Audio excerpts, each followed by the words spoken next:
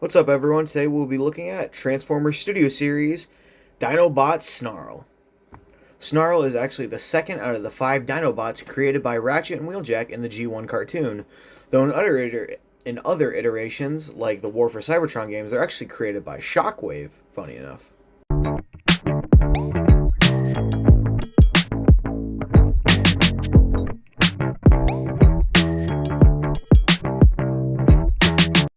And I think that we'll start this episode with some comparisons of other G1 characters, because I got a couple new ones today.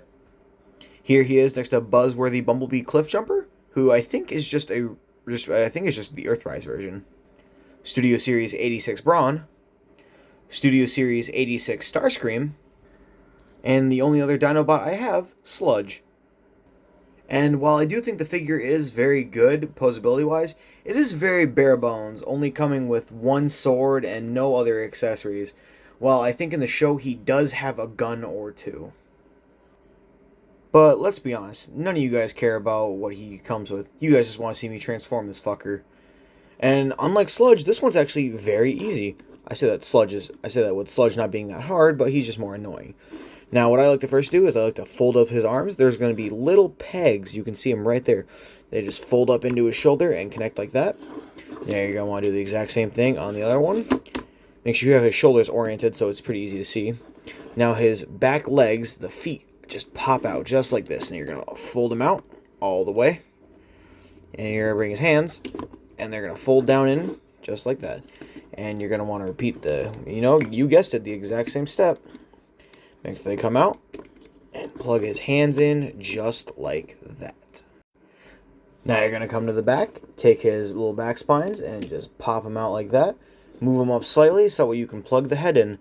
Now the head's pretty easy. You just push it down. No need to extend the chest or anything. And then it'll just come down like this.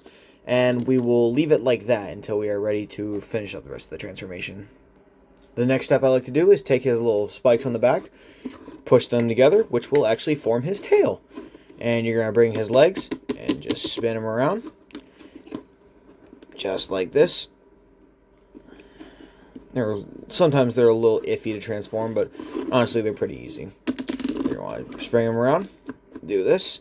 And you're actually going to want to rotate the feet. I forgot to mention that. Rotate the feet so that they're in the correct position. Now you're going to take him up and just pull up on his midsection. And turn him right around. And push him right back down again. Now what you're going to want to do is come out to both of the feet and just pull both of the backs of the heels out. If you want it a little bit easier, you can fold them out kind of like this. You're going to take his front legs, and undo them just like this. And you're actually going to spin them all the way around, and they're going to plug in right here on the side. Just like that. Do it once again on the other side. And bam, there we have the first part of his legs. Now you just want to bring him around forward and take his little shins and just pop them out like this. And you're going to start turning the figure backwards like this.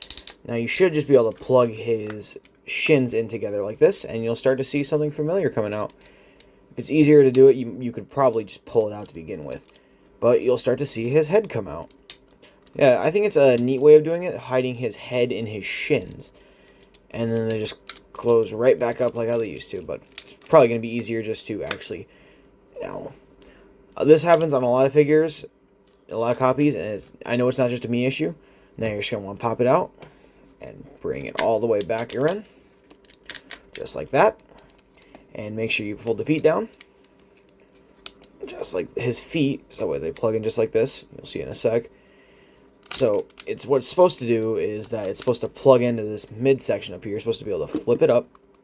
You just flip it up, slide the feet in, if they'll actually want to go in. Sometimes they want to, sometimes they don't.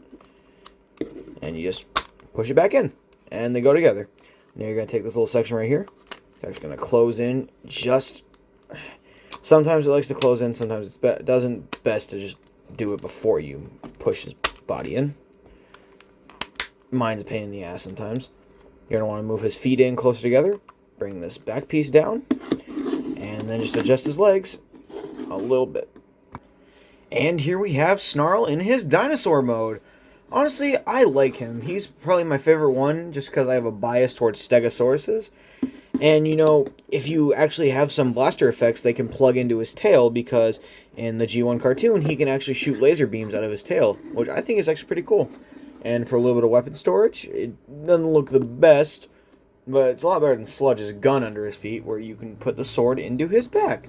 You know, you can use it for a little bit of offense, a little bit of defense, and, you know, honestly, I think that makes him pretty cool. Also, for some reason, his fucking feet do this. I get it, it's the kind of joint they have, but, like, who the fuck would stand like this? Why the fuck would he do that? Anyway, guys, that concludes my video on Dinobot Sludge. I hope you guys enjoyed it. If you did, please like and subscribe. Have a fantastic day. And also, I want you guys to pick, who do you guys think I should review next? Cliffjumper or Brawn? Let me know in the comments. God, I fucking hate life. Please like and subscribe. They're holding me against my will. Please, please, please, please do it.